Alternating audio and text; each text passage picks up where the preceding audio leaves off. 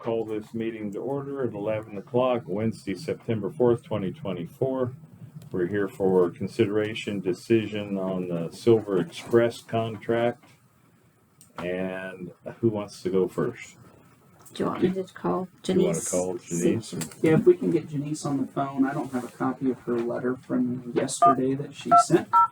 But perhaps we can start by having her explain her letter. Oh, thank you. We can have her start by explaining her letter and her justification to the board. I'll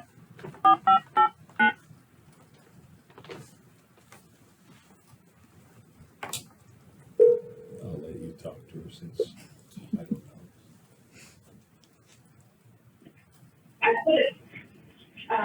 Hello, this is Janice. Good morning, Janice. This is Commissioner Cassidy up at Shoshone County. Hi. We're in the meeting here, so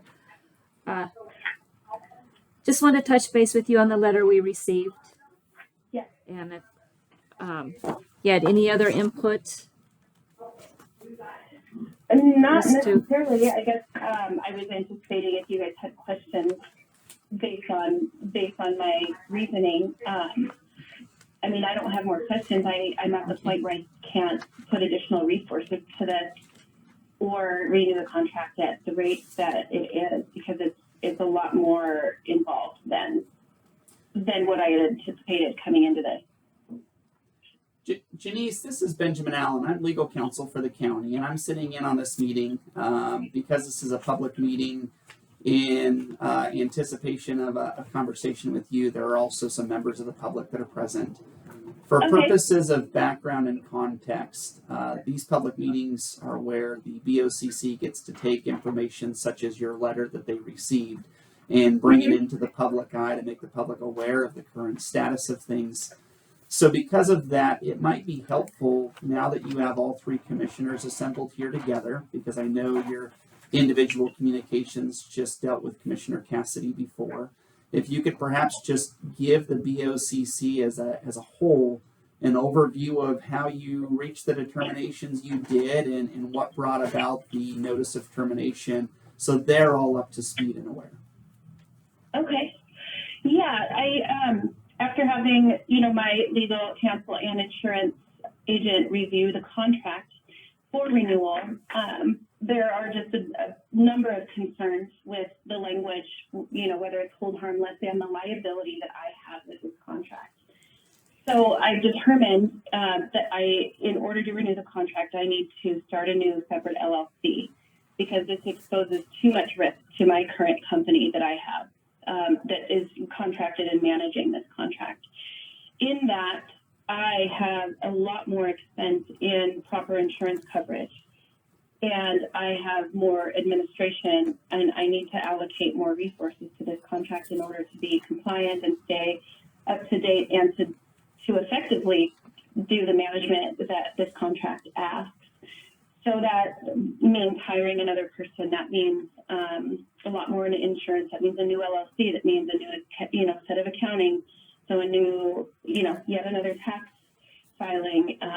It just means a lot of additional costs and resources to this contract, which significantly increases the admin fee.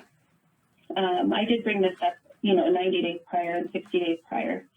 And then per the contract, I have to give 30 days notice. So that's what I did as far as termination, because I haven't been able to really get any clarification or determination around what that means, So I'm assuming that the increase that I need in compensation to manage this contract is not necessarily in the grant, the funding in the grant. So that's where we're at right now.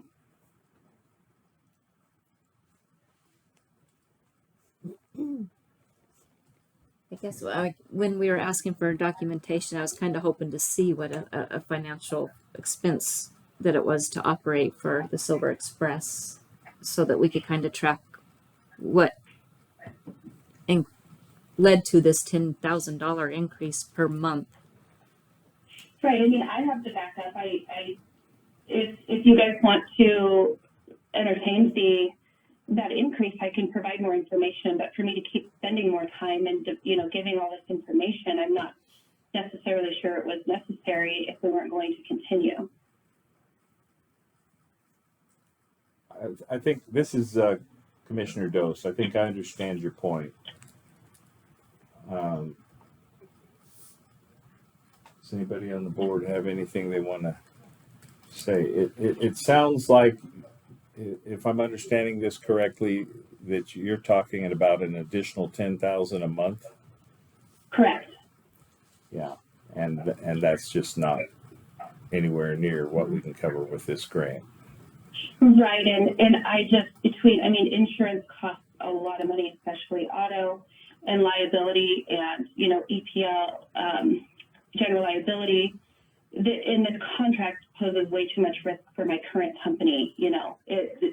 Almost all the liability is on me to manage this contract. So, per recommendation or per a strong recommendation of my team, I can't manage this under the current company, and the time it takes to manage the day-to-day operations of this is a lot more significant than probably you guys had realized, or I know it's more than I realized coming into this. I mean, I have to be available 10 to 11 hours a day, 5 days a week. There are 3 days of scheduled rides.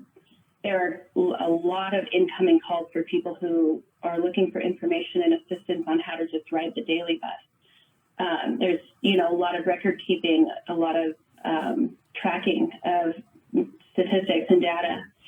So it just is a lot more time consuming and a lot more cumbersome, and the exposure and the liability to me, I can't do it for less than that, because I properly allocate resources, which cost money, and put the right insurances and protection in place. Okay. My name is Commissioner Zimmerman. Would you know of anybody that in the interim that we could, because right now in 30 days it's kind of leave us in a hard spot, because we in order to get this out and noticed to other entities through our bidding process, it's going to take some time. So would you have anybody in mind that would be able to do this in the interim, to be able to take this over, or do you have any idea of any others? I would say, you could definitely reach out to the prior people who managed it, Charlie and Becca. They're the ones who started it. They might be willing to take it back. I doubt it. If that was the case, they probably wouldn't have sold it, or stepped away from it. There are a couple of other local transportation companies in the Silver Valley. AJ Transport is one, and I could find out the name of the other. She's pretty small. They're gonna be exposed to the same risks. So I don't know, what, and I don't know if they can manage this. I don't know if they have the experience needed and if they have the resources needed. It seems to make more sense to manage it internally. With just adding, these drivers to payroll and having somebody manage that versus an outside company. I would also consider CityLink or Spot, whoever manages those for Coeur d'Alene and Sandpoint, maybe they're interested in taking on the Silver Valley region. Okay, I appreciate that. Yeah, and this is why I brought this up at 90 days, because I assume it's not an easy transition, and I'm willing to help with whatever is needed, to accommodate, the information needed and the steps needed and, all the data and all that. I'm more than happy to help with that. I don't know who you're going to get either to do this, especially for that rate, or what the budget allows. I don't know. Okay. So the previous owners, who are they again? Charlie and Becca Gay. Okay.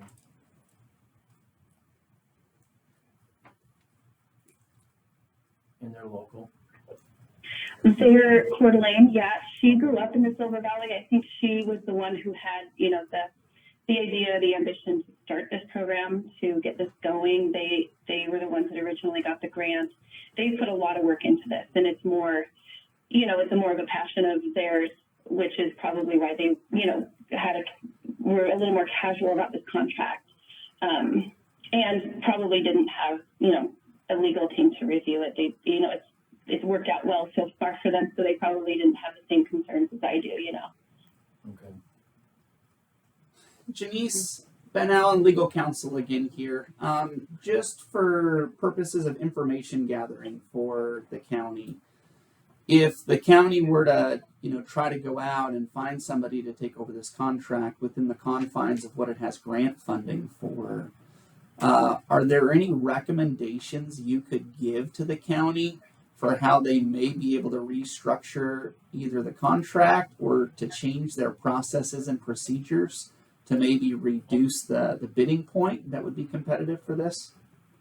Right. I mean, it's really that. I have some notes that I've shared, and it's really the liability language, posing all of the liability onto the contractor for its property damage is a big one, and that's the most expensive insurance policy. So the county has auto insurance on these buses, but all the language points to if something happens, if the driver is in an accident and they're at fault, the contractor is responsible. So now the contractor has to get, non-owned hired auto coverage, which, could be, it's for my insurance agent, that's another $10,000 a year on top of everything else to get this extra coverage. It's not just an endorsement, and there's just such a huge risk with, a bus driver runs over someone's foot and there's $200,000 in claims, kind of thing. So they would need that extra layer of protection per this contract language. Maybe there would be more funds if the county wasn't holding the auto policy, but the county owns the buses, so you can't really get around that. It's just kind of an interesting contract. I'd be curious to know if this is atypical for how these public transit, programs are run. I believe maybe some counties or some municipalities probably do manage it internally for these reasons because there's not double exposure, right? You're trying to protect the county's trying to be protective, but the contractor also needs that as well. Sure. Yeah, I certainly understand. And, I think you've identified really an issue when you do have two parties and both parties are trying to protect the interests that they have control over. Mm-hmm. Obviously, when we look at some of the indemnity language that was in the contract and, would otherwise be proposed, when the county isn't responsible for the actual hiring, management, or supervision of the employees, it's next to impossible for them to assume the liability that attaches to that employee's actions. So if if a driver shows up to work intoxicated and wrecks the bus, it's difficult for the county to say, okay, we're going to assume the liability for that driver when they didn't have any way of monitoring or training that employee. And so, completely agree. But there's a lot of resources that you need to put towards managing these employees and managing the riders' schedules and the daily time it takes to make sure the driver has a schedule for paratransit, for Coeur d'Alene routes, for people with questions, for these people with special needs. There are some days it takes up most of my office staff most of her day to just manage, making sure people know what time their ride's going to be picked up for the Coeur d'Alene rides and people wanting to schedule and people wanting to schedule out. And, there's just a lot of time spent on this as well. So, and the expectation is we're available immediately while the buses are running, which is, 5 days a week, 11 hours a day. Sure, certainly. And I think that having that context from you it's certainly helpful for the county to hear. Yeah. The county's not here today to debate your estimates of what you think it costs to run it. So don't misinterpret that at all. Certainly you are in a position as a contractor to say this is what I think it will cost me to provide the service. And that's what you've done. The county's not trying to argue with you on that at all. I think it's just getting a better understanding of where those costs are coming from so that if it does restructure its program, it can consider whether or not there are applicable changes it could make to try to reduce that price point. Yes, agree, which is I think where I come to, if there is if that can be internally managed by the county, you're going to save a significant amount because there are not duplicate, coverages, whether it's insurance or accounting or legal or, somebody supposed to do payroll, and, onboarding and training and hiring and the people management, right? Somebody wants to take a vacation and substitute bus driver and there's, but to do it internally, you're going to save because you're going to have that in-house. Maybe that staff could also fill another role with the county. I don't know, because it's not all the time full-time, but to have to be available full-time all the time, and the amount of reporting and things like that, an outside company is going to have to hire somebody for that, whether or not that person is busy with that the entire time or not, right? So you can share your resource or your admin with a different part of the county to save money for that too. Now, this is Jeff Zimmerman again. On the drivers that are currently with the bus department, or that are currently doing this, are they going to continue with you, or are they? No, they would. This contract, they go with the contract. Okay. Yeah, and they are great. The one bus driver, Andrew, is awesome at managing a lot of things that need to happen in that area as well. He takes care of all the bus maintenance, scheduling, and anything that comes up with the buses. And, he manages a lot as well over and above, what his job calls for, but he's there on site and he cares and he's a big part of the community. But yeah, they would move to some other payroll because if there's no contract, there's no managing of bus drivers anymore, right? Okay. Now, just my main concern, my biggest concern here is the timing, and if we can get Mr. and Mrs. Gay to maybe commit, or somebody, I'm just looking for a way that we can keep this going, and then possibly look at other avenues down the road, because we can't just stop it and then come back and reopen it. Right. Now, right. They'll have to open up an LLC as well, because there will have to be a payroll, process. Now, is there any now you said they used to run it. Did they sell it to you? Yes, it was part of the current company that I run, Northwest Medical Transport. So it was, as we progressed with the sale, it was, just a small part of Northwest Medical Transport with this contract with the county. Okay, so you don't foresee any problems I'm just roundabout thinking if they would take over this contract, if they could in any way? There might be some non-compete language, but that's not something I would pursue. I obviously don't want this contract, and it's not going to be in competition with anything I'm currently doing. It's completely separate from the medical transportation company that is currently operating. This contract was probably it's under 10% of revenue for the company. So it's just a small part, and I don't know if non-compete even applies, given there's no competition. Obviously, it's a contract that moves, right? Okay. I wouldn't be continuing to do it, so there's no conflict there. Okay. Well, I appreciate it. Thank you. Yeah. They obviously, the transition for them knowing what to do would be a lot more seamless. It's just the infrastructure they would need to put together in order to be ready to take over the contract might take a bit, by the time they file for an EIN, or if they want to use a current company, but payroll service, accounts payable, scheduling the apps, moving the employees and all that kind of stuff. Okay, I appreciate it. Thank you. Mm-hmm. Anything further from the board? I don't have anything. Colleen? I guess the only other, just because of its being a known number, the being able to transfer over the 800 number that we have for this to whomever. Any issues with that? Not that I know of. I've kept it with Spectrum, where the prior people had set it up, and it's right now it's going to be a standalone. That there's a fax number and an 800 number that's necessary because the paratransit applications are currently received through fax. Okay. Janice, one last question from me. This is Ben Allen again. Yeah.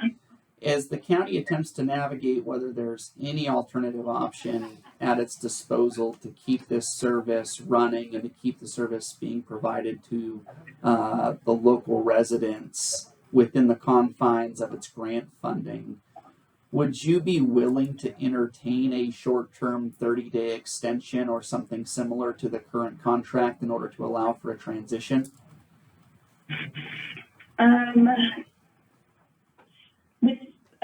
With the risk, the exposure I currently have being undercovered for this, and finding that out obviously with operations, I'm really reluctant to extend it any further given the current language. There would have to be some kind of, agreement where I'm not extending that liability.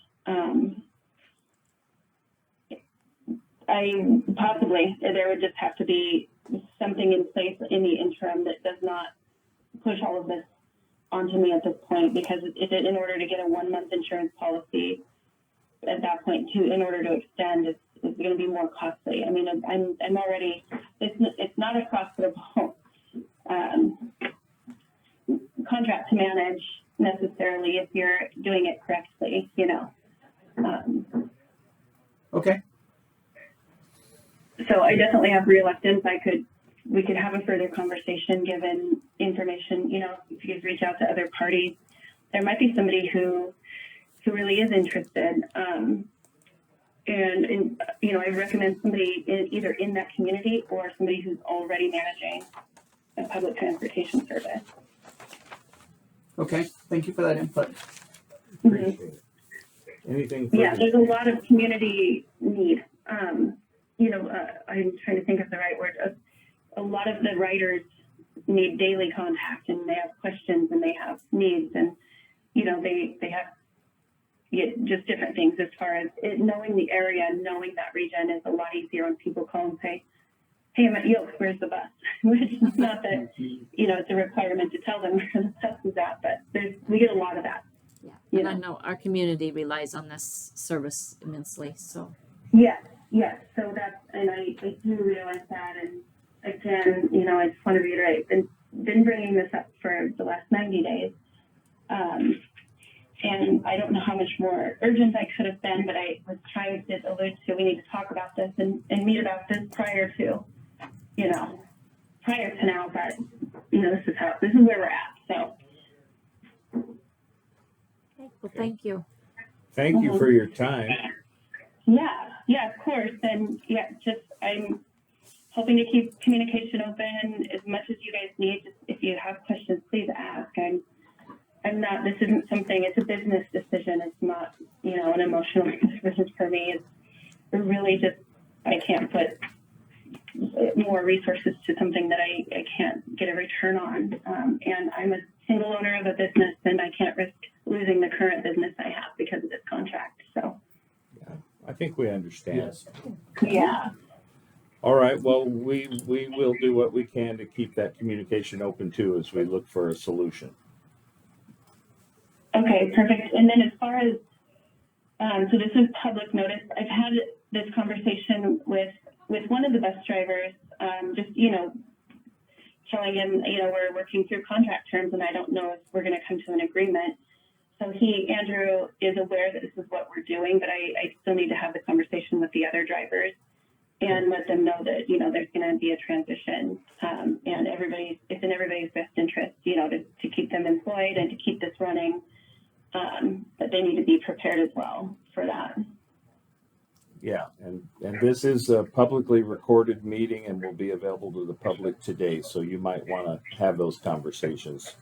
Okay. All right. Thank you very much for your time. Yeah, thank you too. And I'm sure we'll be talking to some or a number of you within the next month or so. Yes. Quite a bit. Yes, indeed. All right. Thank you. Have a good day. Yeah, thank you, everyone.